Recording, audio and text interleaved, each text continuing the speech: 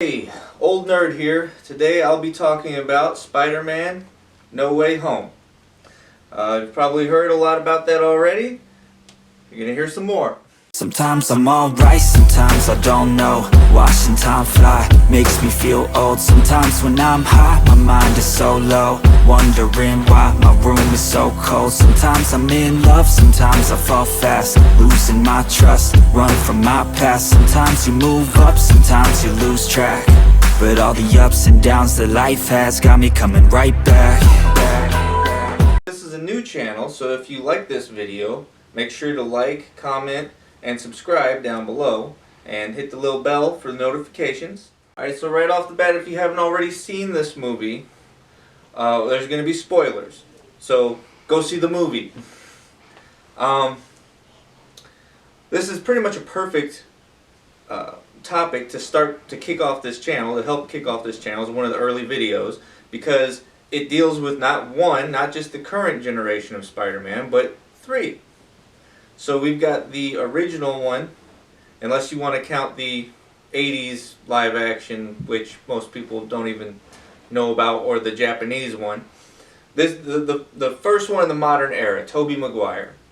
Then you've got the second one after him, Andrew Garfield, and of course Tom Holland now. So what this movie does, that's really impressive to me, and I wasn't expecting, is it not only gives you a cohesive story, which there are some plot holes, and if I do another video on this later, I may get into that, but overall I don't think it ruins the experience. I think that it keeps strong. It's a good movie for fans of Spider-Man, and it also ties into the MCU. And it wasn't until after I watched the movie that I really started thinking about this. If they wanted to, they could now bring for example, Tobey Maguire's Spider-Man, his Peter Parker, or Andrew Garfield's, or Alfred Molina's Dr. Octopus, and they could bring them into MCU movies as long as they were using the same plot device of the parallel universes. It's not unheard of in the comics either. So now what we have is we have a cohesive universe between the Sony Spider-Man Spider-Verse and the Disney/Marvel MCU, Marvel Cinematic Universe. And that's impressive by itself. But what's even more impressive is for someone who was fairly young when the first Spider-Mans came out, the Sam Raimi directed Tobey Maguire movies. The first one, I'm a big fan of happy endings, so I was a little on the fence on the end of it, but overall it was a good movie. We got to see Spider-Man doing Spider-Man stuff, right? The second one, still, even to this day, it's debatable whether or not it is the single best comic book based movie, live action movie that's ever been made. If not, I have got to say it's got to at least be in the top 5, top 10. There's been a lot of really good ones, but that one is still up there. Now the third one, that's where we start having problems, and you can debate why those problems started, but there's problems. Then you get to Andrew Garfield's Spider-Man movies, where I don't really think a lot of fans were ready for a reboot. We wanted more Tobey Maguire. We wanted something to fix that bad taste in our mouths from Spider-Man 3. And for me, it just never really hit off, especially with The Amazing Spider-Man 2. I didn't even bother watching the whole thing, to be honest with you. But now, the most impressive thing about this movie, Spider-Man No Way Home, is that it makes me want to watch those old movies. It makes me want to go back and watch all of them, to own all of them.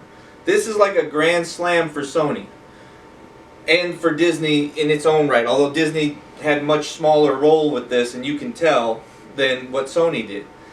Another really impressive thing about this movie is, yes, you get all three Spider-Man, but they could have very easily just made them minor cameos, or made it more about them and taken Tom Holland's Spider-Man out of the equation. But instead, they somehow struck a really good balance, where every character got their due, and yet it was still a Tom Holland Spider-Man movie. And not only that, but they took the villains from the other movies and they gave them their due. Willem Dafoe, Marvel and Disney want to nominate him for like a Best Supporting Actor role for the Oscars because of this movie. I don't know if that's going to happen. I mean, traditionally comic-based movies just don't get that.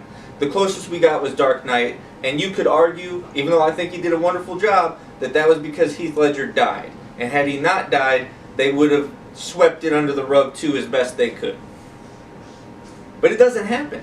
But they did, everybody got their due, everybody got their beats. Even, I mean, Sandman to an extent. He talked about his daughter. There was a subplot with every character. Every character had their own, beats in the movie, and nothing felt like it was left out. Even Doctor Strange. This movie does so much in 2.5 hours. And the first hour or so, really, it was good, but it almost dragged compared to the second half. And it's still, they still fit all this stuff together. It was an impressive feat. Sony deserves a lot of credit. Marvel deserves some credit in Disney for not getting in the way, I think, of a lot of this, and for somehow all this pulling together. This is an awesome movie. This is the first movie since Ghostbusters Afterlife is probably the closest I've come to this since the pandemic, to really enjoying a movie out in the theater.